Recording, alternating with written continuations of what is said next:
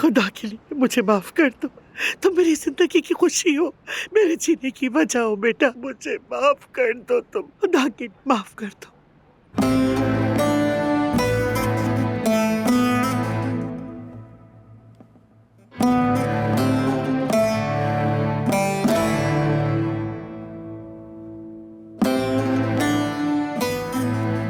तो आपने मेरी अम्मी के साथ भी वही किया जो आप जमरुद के साथ करना चाह रही है दादी। आपने उसकी जीने की चाबी छीन ली। आपने उसे भी ऐसे ही तड़पाया। कि आप कभी नहीं बदलेंगी दादी, कि आप हमेशा ऐसे ही बेरहम रहेगी। बहुत हो गया दादी, अब तो मेरी बर्दाश्त से बाहर हो रहा है।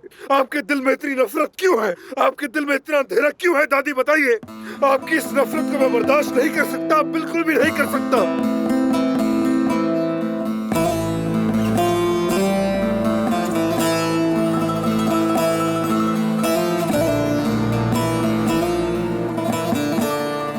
मैं आपको माफ नहीं करूंगा। मैं आपको कभी माफ नहीं करूंगा, ये याद रखिएगा। ये बोझ अपने कंधों पर उठाए रखें। इस हकीकत के साथ जिए कि मैं आपको कभी माफ नहीं करने वाला।